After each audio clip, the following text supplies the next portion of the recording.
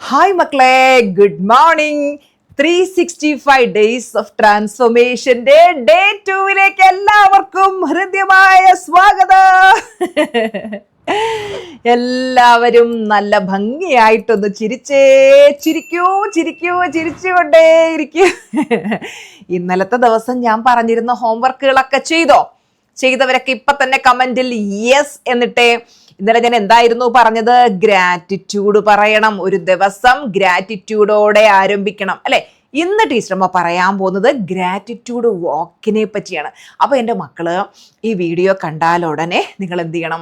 Video കണ്ടു കഴിഞ്ഞതിന് ശേഷം നിങ്ങൾ നിങ്ങളുടെ വീടിൻ്റെ മുറ്റത്തോ ടെറസിലോ അല്ലെങ്കിൽ വാക്കിംഗ് സ്പേസിലോ എവിടെയാണോ ചെടികളും മരങ്ങളൊക്കെ ഉള്ള സ്ഥലത്തുകൂടെ നമ്മൾ എന്ത് ചെയ്യണം? നടന്നുകൊണ്ട് നന്ദി പറയണം. നിങ്ങൾക്ക് ലഭിച്ചിട്ടുള്ള ഓരോ അനുഗ്രഹങ്ങൾക്കും നിങ്ങൾ എണ്ണി ദൈവത്തോട് നന്ദി പറയുക. ദൈവമേ, എൻ്റെ അക്കൗണ്ടിലുള്ള ഓരോ രൂപയ്ക്കും നന്ദി. ദൈവമേ, എനിക്ക് നിമിഷവനെ തന്നിട്ടുള്ള ഓരോ രൂപയ്ക്കും നന്ദി. ദൈവമേ, എനിക്ക് എൻ്റെ മക്കൾക്ക് നല്ല വിദ്യാഭ്യാസം കൊടുക്കാൻ കഴിയുന്നുണ്ട്, അതിന് നന്ദി. ദൈവമേ, എനിക്ക് എൻ്റെ പേരൻസ് തന്ന എഡ്യൂക്കേഷന് നന്ദി. ദൈവമേ, എനിക്ക് 3 നേരം അന്നം കഴിക്കാൻ കഴിയുന്നതിന് നന്ദി. ദൈവമേ, എനിക്ക് ഒരുപാട് യാത്രകൾ ചെയ്യാൻ കഴിയുന്നതിന് നന്ദി. ദൈവമേ, ഇങ്ങനെ എന്തൊക്കെ അനുഗ്രഹങ്ങളുണ്ടോ അതിനൊക്കെയും നമ്മൾ എണ്ണി നന്ദി പറയാം. മുറ്റത്തോട് ഇങ്ങനെ നന്ദി പറഞ്ഞ് നടക്കുക. നന്ദി പറയും തോറും നമ്മുടെ സന്തോഷം വർദ്ധിക്കും. അപ്പം രാവിലെ തന്നെ നന്ദി പറയുമ്പോൾ, ഗ്രാറ്റിറ്റ്യൂഡ് വാക്ക് ചെയ്യുമ്പോൾ നമ്മുടെ എനർജി ഭയങ്കര ഹൈ ആയിരിക്കും. അപ്പം നമുക്ക് ഒരു ഡേ ഭയങ്കര എനർജറ്റിക് ആയിട്ട് സ്റ്റാർട്ട് ചെയ്യാം. പിന്നെ നിങ്ങൾ ചെയ്യേണ്ടത് ഇന്നും ടു ഡു ലിസ്റ്റ് എഴുതണം. ഇന്നലെ ടീച്ചറമ്മ പറഞ്ഞു തന്നിട്ടുണ്ടായിരുന്നല്ലോ ടു ഡു ലിസ്റ്റ് എഴുതണമെന്ന്. ആ ടു ഡു ലിസ്റ്റ് എഴുതിയിട്ട് ചെയ്യാനുള്ള കാര്യങ്ങളെല്ലാം എഴുതി വെച്ച് കൃത്യമായിട്ട് പ്രാക്ടീസ് ചെയ്യണം കേട്ടോ. എല്ലാ കാര്യങ്ങളും ചെയ്തതിന് ശേഷം രാത്രി കിടക്കാൻ നേരം നോക്കാം, എല്ലാ കാര്യങ്ങളും ഞാൻ കൃത്യമായിട്ട് ചെയ്തു. ഏതെങ്കിലുമൊക്കെ പെൻഡിങ് ഉണ്ടെങ്കിൽ നിങ്ങൾ എന്ത് ചെയ്യണം? അതെല്ലാം അടുത്ത ദിവസം കറക്റ്റായിട്ട് ചെയ്യണം കേട്ടോ. മടി പിടിച്ചിരിക്കരുത്. എപ്പോഴും നല്ല ആക്റ്റീവ് ആൻഡ് എനർജറ്റിക് ആയിട്ട് ഇരിക്കാനായിട്ട് ശ്രദ്ധിക്കാം. അതുപോലെ എപ്പോഴും ഞാൻ കഴിഞ്ഞ ദിവസവും പറഞ്ഞതാണ്, മുഖത്തൊരു പുഞ്ചിരി സൂക്ഷിക്കണം. ചിരിച്ചുകൊണ്ടിരിക്കുക കേട്ടോ. ചിരിയെന്ന് പറയുന്നത് നമുക്ക് ചിരിച്ചുകൊണ്ടിരിക്കുമ്പോൾ എല്ലാവരും നമ്മളെ ഇഷ്ടപ്പെടും. നിങ്ങളൊന്ന് ആലോചിച്ച് നോക്കുക, ഏത് സമയം മുഖവും വീർപ്പിച്ച് ഇങ്ങനെ ദേഷ്യപ്പെട്ട് നിങ്ങളെ ആരെങ്കിലും ഇഷ്ടപ്പെടുമോ? ചില ആൾക്കാർ നമ്മൾ കണ്ടിട്ടില്ലേ, അവരാണെങ്കിൽ എപ്പോഴും മുഖവും വീർപ്പിച്ച്, ഒരു സന്തോഷവും ഇല്ലാതെ, ഒരു എനർജിയും ഇല്ലാതെ, അയ്യോ വയ്യ. അവരുടെ നടത്തം കണ്ടിട്ടുണ്ട്, അയ്യോ വയ്യ.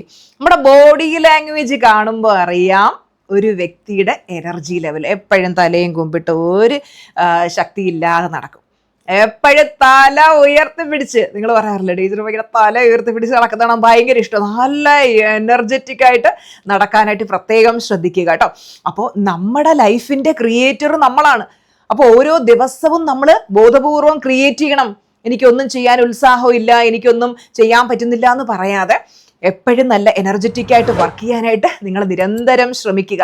ഓരോ സ്ത്രീകളോടും എനിക്ക് പറയാനുള്ളത്, നമ്മൾ സ്ത്രീകളാണ് നമ്മുടെ വീട്ടിലെ മഹാലക്ഷ്മി അല്ലെങ്കിൽ ഐശ്വര്യം എന്ന് പറയുന്നത്. അപ്പം രാവിലെ നേരത്തെ എഴുന്നേൽക്കണം.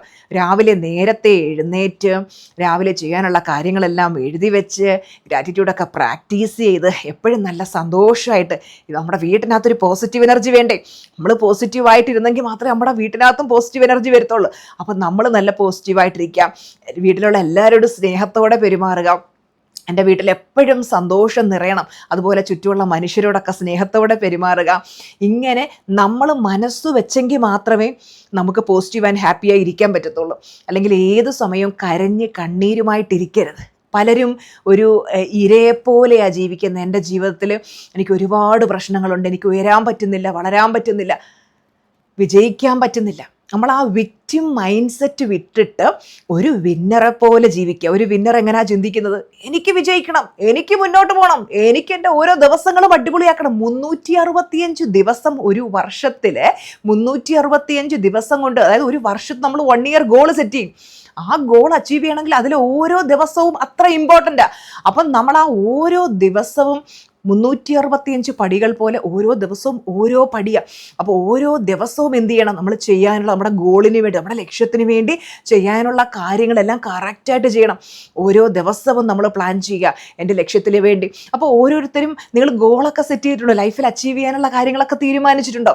ഒരു വർഷം കഴിയുമ്പോൾ നിങ്ങൾക്ക് എന്തൊക്കെ അച്ചീവ് ചെയ്യണമെന്ന് തീരുമാനിക്കുക. എന്നിട്ട് ആ കാര്യങ്ങളെല്ലാം ഓരോ ദിവസവും കൃത്യമായിട്ട് പ്ലാൻ ചെയ്ത് ചെയ്യുക കേട്ടോ. അപ്പം എല്ലാ ദിവസവും രാവിലെ ഒരു കപ്പ് ചായ അല്ലെങ്കിൽ കാഫിയായിട്ട് വന്നിരുന്ന ടീച്ചർമ്മയുടെ മോർണിംഗ് മോട്ടിവേഷൻ കേട്ട് ആ ഡേ സ്റ്റാർട്ട് ചെയ്യുക.